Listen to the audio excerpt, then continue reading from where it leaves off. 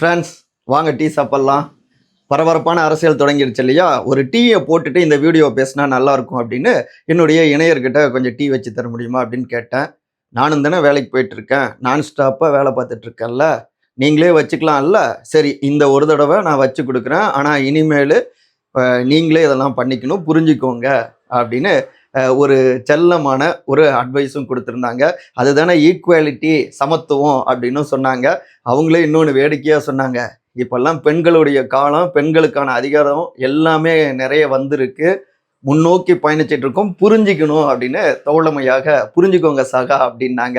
எல்லாமே இன்னைக்கு அமைச்சரவை விரிவாதிக்கம் பற்றியும் அவங்களும் சொன்னது தான்.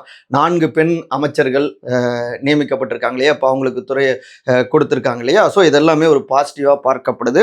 அந்த வகையில் இன்றைய காணொளி எதுன்னா, அமைச்சரவையில் 23 பேர் புதிதாக இப்போ அங்கம் வகிக்கிறாங்க. இவங்களுடைய தேர்வு, அந்த பின்னணி, இதை ஒட்டித்தான் விஜய் ஸ்மார்ட் பிளே பண்ணியிருக்காரு, ஸ்டாலினுக்கு ஷாக் கொடுத்துருக்காரு, எடப்பாடிக்கு ஒரு இடியை இறக்கியிருக்காரு அப்படின்லாம் தாவேக்காவினர் தெரிவிக்கிறாங்க. ஸோ இந்த அலசல் தான் இன்றைய நம்முடைய இளங்கோவன் எக்ஸ்பிரஸ்.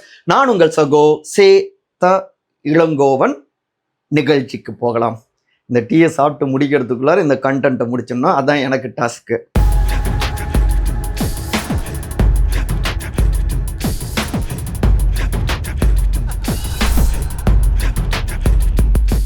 அறிவாலயத்திற்கு அதிர்ச்சி, எம்ஜிஆர் மாளிகைக்கு அரசியல் அடி, விஜயின் பிளாஸ்ட். தமிழ்நாட்டில் முதல் முறையாக கூட்டணி ஆட்சிங்க.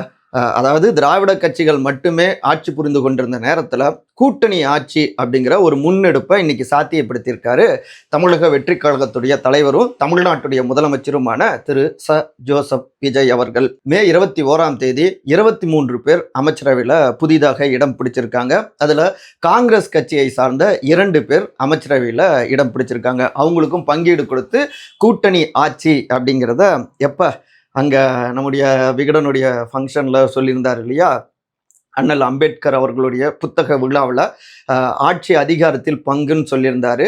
அதை தற்போது சாத்தியப்படுத்தியிருக்காரு. இந்த பின்னணிகளை அலசுவதற்கு முன்பாக யார் யாரெல்லாம் இருக்காங்க அப்படின்னு ஸ்பீடாக பார்த்துடலாம்.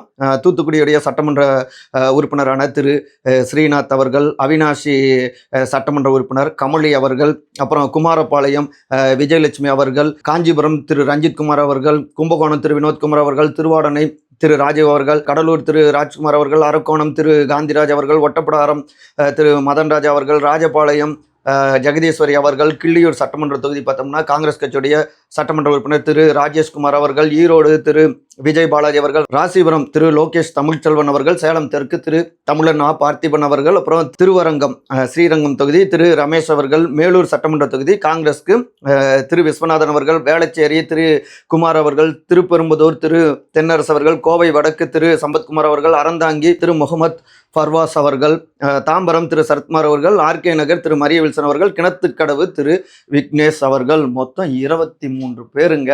மூச்சு விடாமல் நம்ம சொல்லியாச்சு. இந்த 23 பேர் எப்படி தேர்வு செஞ்சாங்க அப்படின்னு பார்க்குறப்ப தான் எல்லாம் கூட்டணிக்கு 2ன்னு கொடுத்துட்டாங்க. மிக முக்கியமாக இந்த அமைச்சரவையில் 4 பெண் அமைச்சர்கள் வாய்ப்பு கொடுக்கப்பட்டிருக்கு.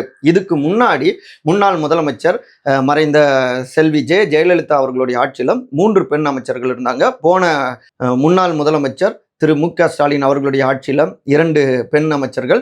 தற்போது 4 பெண் அமைச்சர்களை திரு ச ஜோசப் விஜய் அவர்கள் முதலமைச்சர் அவர் இந்த முறை கொடுத்துருக்காரு. இதை ஒரு பாசிட்டிவாக சொல்கிறாங்க. அதே நேரத்தில் 33% அப்படின்னு எடுத்துக்கிட்டா கூட கிட்டத்தட்ட 33 பேரில் 11க்கும் மேற்பட்டவர்கள் பெண் அமைச்சர்கள் வேணும், இன்னும் முழுமை அடையலை, அதை நோக்கி பயணிக்கணும் அப்படின்னும் தெரிவிச்சுக்கிட்டு இருக்காங்க. இன்னொரு பக்கம் அவங்க ஏற்கனவே 9 அமைச்சர்கள் நியமிச்சிருக்காங்க இல்லையா, அவங்களுக்கு துறைகளும் ஒதுக்கப்பட்டிருக்கு. அவர்களோடு இணைத்து பார்த்தோம்னா மொத்தம் 7 பேர் பட்டியல் சமூகத்தினர் இந்த முறை அமைச்சரவையில் இடம் பிடிச்சிருக்காங்க. இது உண்மையிலேயே மிகப்பெரிய மாற்றம். சமூக நீதி அரசியல் இந்த அளவுக்கு பட்டியல் சமூகத்தினருக்கு அமைச்சரவையில் எந்த அரசாங்கமும் இடம் கொடுத்தது இல்லை அப்படின்னும் தாவேக்காவினர் உற்சாகத்தோடு இந்த கொண்டாட்டங்களில் ஈடுபட்டு இருக்காங்க.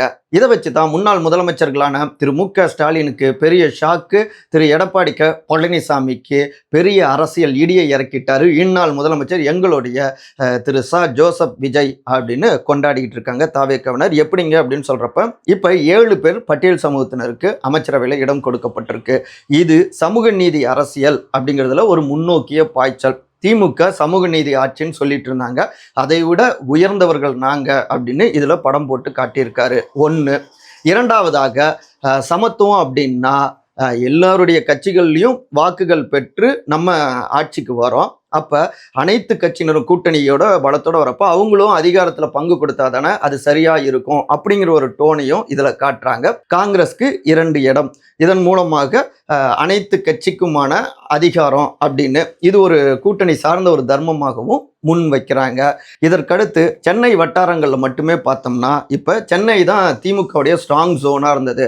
16ல் 2 மட்டும்தான் திமுக இந்த முறை வெற்றி அடைஞ்சது. டோட்டலா தாவேக்கா சாச்சிட்டாங்க திமுகவை. இங்க குறிப்பா கேடி சிசி இந்த ஏரியாக்கள்ல காஞ்சிபுரம், திருவள்ளூர், சென்னை, செங்கல்பட்டுல அதுல முக்கியமா சென்னையில் எடுத்துக்கிட்டோம்னா தாம்பரத்துல சரத்குமார் அவர்களுக்கு, அப்புறம் ஆர்கே நகர்ல மரிய வில்சன் அவர்களுக்கு, வேளச்சேரியில குமார் அவர்களுக்கு, இந்த 3 பேரும் ஏற்கனவே முதலமைச்சர் திரு ஜோசப் விஜய், அப்புறம் தாவேக்குடைய பொதுச் செயலாளர் திரு ஆனந்த் அவர்கள், அப்புறம் இன்னொரு பக்கம் வியூக வகுப்பாளர் முக்கியமானவரான திரு அருண்ராஜா அவர்கள், அதுக்கப்புறம் திரு வெங்கட்ராமன் அவர்கள் தாவேக்குடைய பொருளாளர். ஸோ இப்படி சென்னையில் மட்டுமே 6க்கும் மேற்பட்டவர்கள் அமைச்சரவையில் இடம் கொடுக்கப்பட்டிருக்கு அவங்களுக்கு. இதன் மூலமாக இந்த பெருநகரம் இனி தாவேக்குடைய கோட்டையாக இருக்கணும் அப்படின்னும் திமுகவுக்கு இங்கே ஒரு எதிர்காலத்திலும் பலத்த அடியை கொடுக்கணும் அப்படின்னா இங்க ஷாக் கொடுத்துருக்காங்க. பக்காவா நங்குரம் பாய்ச்சுறாங்க, ஸ்கெட்ச் போட்டிருக்காங்க அப்படிங்கிறாங்க தாவேக்காவினர். சரி, அடுத்து முன்னாள் முதலமைச்சரான திரு எடப்பாடி பழனிசாமி அவருடைய கோட்டையில் ஓட்டை போட்டதற்காக அங்க அதிக அளவுல அமைச்சர்கள் கொடுக்கப்பட்டிருக்கு அப்படிங்கிறாங்க. அதுல முதலாவதாக சேலம் தெற்கு தொகுதியுடைய சட்டமன்ற உறுப்பினரான தமிழன் திரு பார்த்திபன் அவர்கள். இவருதான் மாவட்ட செயலாளரும். சேலம் தெற்கு தொகுதி அப்படின்னு எடுத்துக்கிட்டாலே அது அதிமுகவுடைய கோட்டை அப்படின்னு சொல்லுவாங்க எப்பொழுதுமே. சேலமே அதுல தெற்கு. ஆனால் அங்கே தான் எதிர்பார்க்காத வண்ணம் அமோகமான வெற்றி. எந்த அளவுக்குன்னு பார்த்தோம்னா டிஃப்ரென்ஸு பெரிய அளவில் 91,371 வாக்குகள் இவர் பெற்றிருக்கிறார்.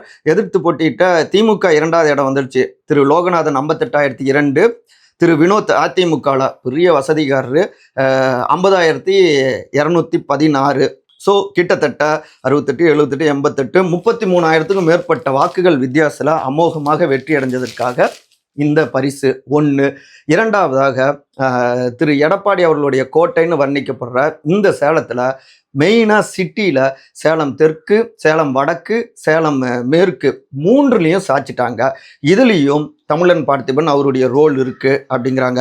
மூன்றாவதாக வீரபாண்டி தொகுதியிலையும் தாவேக்கா வெற்றி அடைஞ்சிருக்கு. அதாவது சேலம் மாவட்டத்தில் 7 தொகுதிகள் அதிமுக, 4ல் தாவேக்கா. போன 2 முறையும் 16, 21 2 முறையும் வெறும் 1 தொகுதி மட்டும்தான் திமுக ஜெயிச்சது. ஆனால் தாவேக்கா முதல் தேர்தலையே 4 ஜெயிச்சிருக்கு.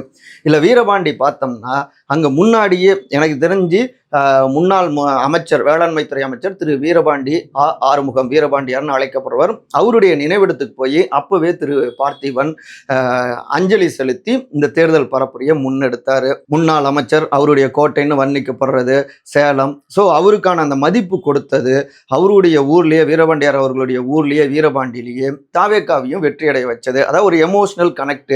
இந்த பக்கம் திமுகவில் வீரபாண்டியார் குடும்பத்துக்கு பெரிய இம்பார்ட்டன்ஸ் கொடுக்கலங்கிற ஒரு இமேஜ் இந்த சைடு, அதை இவர் தனக்கான ஸ்கோரிங் பாயிண்ட் எடுத்துக்கிட்டாரு. அவங்களுடைய பேத்தியை திருமணம் செய்து கொண்ட டாக்டர் திரு தருண்குமாருக்கு வாய்ப்பு கொடுத்தாங்க. ஆனாலும் கூட வீரபாண்டி தொகுதியில் இவர் தான் எமோஷ்னலாக கனெக்ட் ஆனார் தாவேக்கா. ஸோ அங்கே வெற்றி அடைஞ்சாங்க. அப்புறம் மெயின் காரணமே எடப்பாடி அவர்களுடைய சட்டமன்ற தொகுதியில் செட்டிங் பண்ணி ஒரு வேட்பாளரை அனுப்பி வச்சு தாவேக்கால கடைசி நேரத்தில் அவர் மனு ரிஜெக்ட் ஆகிற மாதிரி பண்ணி ஒரு ட்ராமா பண்ணாங்க இல்லையா அதிமுக சைடில். இது பயங்கரமாக ஹர்ட் பண்ணிருச்சு தாவேக்கா தலைமையை. அவங்க கூட என்ன பண்ணுறதுன்னு யோசிச்சுட்டு இருந்தப்ப தமிழன் பார்த்திபன் அவர் தான் விடக்கூடாது, நம்ம இறங்கி அடிக்கணும் அப்படின்னு அங்கே இருக்கக்கூடிய திரு பிரேம்குமார், அவர் மன்றத்தை சார்ந்தவர், சுயேட்சையாக போட்டிடுறாரு. அவரை பிடிச்சி, மீனவ சமூகத்தை சார்ந்தவர், அவரை பிடிச்சி நீங்கள் வாங்க பார்த்துக்கலாம் அப்படின்னு சொல்லி நம்ம ஆதரவு கொடுக்குறோன்னு உடனடியாக தீயா வேலை பார்த்து தலைமை கொண்டு போய் அங்கே திரு விஜய் அவர்களோட கவனத்துக்கு கொண்டு போய் அதுக்கப்புறம் ஆதரவுன்னு வந்தாங்க தொலைக்காட்சி பெட்டி. அதனால தான் கிட்டத்தட்ட 50,000 வாக்குகள் 2வது இடம். எடப்பாடி அவர்கள் நம்புகின்ற, நகராட்சியில் நம்புகின்ற அந்த மீனவ சமூக வாக்குகளும் பெரிய அளவு தாவேக்கா பக்கம் திருப்பினாரு. ஸோ இப்படி எடப்பாடியை ஸ்கெட்ச் போட்டு அடிச்சாரு இல்லையா? அதனால தான் தமிழன் பார்த்திபனுக்கும் அந்த லாஸ்ட் டைம்ல போட்டி எல்லாம் தாண்டி அமைச்சரவையில் இடம் கொடுத்தது. அதுக்கு முன்னாடியே 2009 காலகட்டத்திலேருந்தே ஈழத்தமிழர்களுக்கு ஆதரவாக பல போராட்டங்களை முன்னெடுத்தது. ஸோ தொன்மை காலத்திலேருந்தே, தொடக்கத்திலேருந்தே, மன்றத்திலிருந்து, விஜய் மக்கள் இயக்கத்தில் இருந்தது, இது எல்லாம் சேர்ந்து தான் அவர் அமைச்சரவையில் அவருக்கு இடம் கிடைச்சது அப்படிங்கிறாங்க. இங்கே சேலம் மேற்குல அப்பா செழிப்பான வேட்பாளர்னு வர்ணிக்கப்பட்டார் தேர்தலுக்கு முன்னாடியே. முன்னாள் இன்ஸ்பெக்டர் திரு லக்ஷ்மணன் அமோகமாக வெற்றி அடைஞ்சாரு. அவருக்கும் அமைச்சரவையில் இடம் கிடைக்கும்னு சொன்னாங்க. ஆனால் கவுண்டர் சமுதாயத்தினருக்கு அதிக அளவில் அமைச்சரவையில் இடம் கொடுக்கப்பட்டிருக்கு. இந்த ரீசன்லேயே அது மறுபடியும் இதே டிஸ்ட்ரிக்டில் கொடுக்கறதா, அப்போ பார்த்திபனும் லிஸ்ட்டில் முன்னாடி இருக்காரு அப்படின்னு யோசிச்சாங்க. ஆனால் இவரை பொறுத்த வரைக்கும் கவுண்டர் சமுதாயத்தில் கொங்கு வெள்ளாள கவுண்டர் சமுதாயம் கிடையாது, வேற பிரிவு தான். ஸோ அந்த பிரிவின் அடிப்படையில் கொடுக்கலாம் அப்படின்னு லக்ஷ்மணன் சைட்ல இருந்து சில முயற்சிகள் எடுத்தாங்க. ஆனாலும் இதில் வெற்றி அடைஞ்சது தமிழன் பார்த்திபன் அவராக இருக்காரு. இதற்கு அடுத்து பார்த்தோம்னா இங்கே மேற்குலேயே பார்த்தோம்னா மேற்கு மாவட்டங்கள்லேயே நிறைய பேருக்கு முக்கியத்துவம் கொடுக்கப்பட்டிருக்கு. இப்போ நாமக்கல் எடுத்துக்கிட்டோம்னா சேலத்தில் 4 தாவேக்கா வெற்றி. அடுத்து நாமக்கல்ல 5 தாவேக்கா வெற்றி, 1 தான் அதிமுக வெற்றி. திருப்பூர் எடுத்துக்கிட்டோம்னா 4 தாவேக்கா, 2 திமுக அண்டு அதிமுக. ஈரோடு எடுத்துக்கிட்டோம்னா 5 தாவேக்கா, அதிமுக 3. அதில் முன்னாள் அமைச்சர் திரு தங்கமணி அவர்களையே தோற்கடிச்சாங்க. கோவை வடக்கில் எடுத்துக்கிட்டோம்னா பாஜகவுடைய முக்கியமானவங்க திருமதி வானதி சீனிவாசன், அவங்களையே 3வது இடத்துக்கு தள்ளிட்டாரு கோவை வடக்குடைய சட்டமன்ற உறுப்பினர் திரு சம்பத்குமார் அவர்கள். இவரும் தொடக்கத்துல இருந்து விஜய் மக்கள் இயக்கத்திலையும் மன்றமா இருந்தப்பவும் அப்ப இருந்து தொடர்ந்து வேலை பார்த்துட்டு இருக்காரு. ஸோ அந்த அடிப்படையிலையும் பாஜகவுடைய முக்கிய முகத்தை தோற்கடிச்ச அடிப்படையிலையும் அவருக்கு வாய்ப்பு கொடுக்கப்பட்டிருக்கு. அப்புறம் திரு லோகேஷ் தமிழ்ச்செல்வன் ராசிபுரம், இவரு முன்னாள் சபாநாயகர் திரு தனபால் அவருடைய மகன். தனபால் அவருக்கு வாய்ப்பு கொடுக்கல அதிமுக. இன்னும் சொல்ல போனா திரு எடப்பாடி அவர்களுடைய ஆட்சி காப்பாற்றப்பட்டதற்கு தனபால் அவர்கள் முக்கியமான காரணமா இருந்தாரு. ஆனா அவருக்கே வாய்ப்பு கொடுக்கல. அவினாசியில சென்ட்ரல் மினிஸ்டர் திரு எல் முருகனுக்காக இவருக்கு கொடுக்கல, அதிமுகவுக்கு பாஜக கொடுத்துட்டாங்க. ஒரு வெறுப்புல இருந்தாங்க.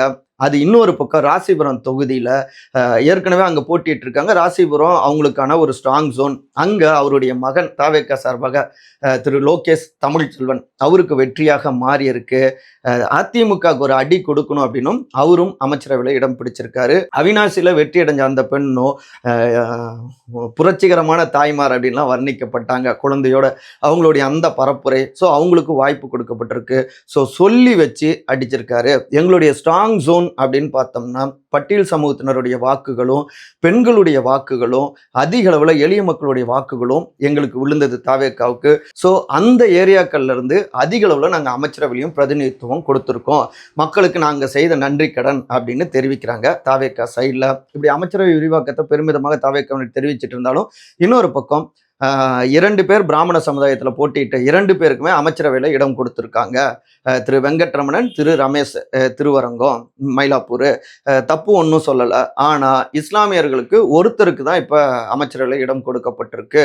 இன்னும் அதிக அளவில் சிறுபான்மையினருக்கும் வாய்ப்புகள் கொடுக்கணும் அப்படின்னு குரல்கள், எதிர்குரல்கள் வந்த வண்ணம் இருக்குங்க. அதே நேரத்தில் இன்னொரு விமர்சனமும் இருக்கு. மீண்டும் இந்த அமைச்சரவை விரிவாக்கத்தில் நம்முடைய தமிழ்தாய் வாழ்த்து 3வது இடத்துக்கு தள்ளப்பட்டிருக்கு. வந்தே மாதரம் தொடக்கமாக பாடப்பட்டிருக்கு. போன முறையே முதலமைச்சராக பதவியேற்கிறப்பவே இந்த இது தவறு நடக்காது, நாங்களும் தமிழ்தாய் வாழ்த்து தான் முதல்ல பாடணுங்கிறதுல உறுதியாக இருக்கும் அப்படின்னு அப்போவே இனி இது தொடராது அப்படின்னு திரு ஆதவ அர்ஜுனா அமைச்சர் அவர்கள் தெரிவிச்சிருந்தாரு எக்ஸ் பக்கத்தில். ஆனால் மீண்டும் தமிழ்தாய் வாழ்த்து 3வது இடத்துக்கு தள்ளப்பட்டிருக்கு. தாவேக்கா சைடில் என்ன சொல்கிறாங்க, இது கவர்னருடைய ஃபங்க்ஷன், ஆர்டர் இருக்குது அதனால தான் அப்படிங்கிறாங்க. அப்படி பார்த்தா மரபு என்ன, நாளைக்கு அவங்க பிஎம் ஸ்ரீ திட்டத்தை நாங்கள் சட்டமாக்கிட்டோம் அப்படின்னு சொல்லி திணிப்பாங்க. மும்மொழி கொள்கையை ஏற்றுக்கணும்னு சொல்லுவாங்க. அப்போ எல்லாத்துக்கும் அக்செப்ட் பண்ணிப்பீங்களா? இது கடுமையான விமர்சனம் அப்படின்னும் திமுக சைட்ல இருந்தும் பல்வேறு தமிழ் தேசிய திராவிட இயக்கங்களும் எதிர்குறல்களையும் பதிவு செய்கிறாங்க. ஸோ அமைச்சரவை விரிவாக்கமும் பரபரப்பை கூட்டி கொண்டிருக்கு. அதிமுக சைடில் போட்டி அதிமுக அவங்களுக்கு அமைச்சரவையில் இடம் கொடுக்கல. இன்னொரு பக்கம் விசிகாவையும் கூப்பிட்டுக்கிட்டு இருக்காங்க. பரபரப்பாக இருக்குது இந்த அரசியல் களம்ங்க. நான் டீ ஃபுல்லாக குடித்து முடிச்சிட்டேன். கொஞ்சோண்டு தான் இருக்குது லாஸ்ட்டாக. என்ன சொல்கிறது, முக்கியமான நியூஸுங்கனால கொஞ்சம் பெருசாகிடுச்சு. ஒன்று தான், பொது வாழ்க்கையில் வருபவர்கள் மான அவமானம் பார்க்கக்கூடாது, மக்களுக்கு தொடர்ந்து சேவையாற்றணும் அப்படின்னு தந்தை பெரியார் தெரிவிப்பார். ஸோ மக்கள் தொண்டில் எதை பற்றியும் கவலைப்படாமல் முன்னோக்கி பயணிக்கணும் அப்படிங்கிறது தான் புதிய அமைச்சர்களுக்கும் வைக்கக்கூடிய வேண்டுகோளாக இருக்குது. மற்றபடி இதே போன்ற அரசியல் சார்ந்த காணொலிகளுக்கான உங்கள் சொகசே தெலுங்கு சேனலை சப்ஸ்கிரைப் பண்ணுங்கள். உங்களுடைய கருத்துக்களை கருத்துரை பகுதியில் பதிவு செய்யுங்க. அனைவரும் அன்பால் ஒருங்கிணைந்திருப்போம். நன்றி, வணக்கம்.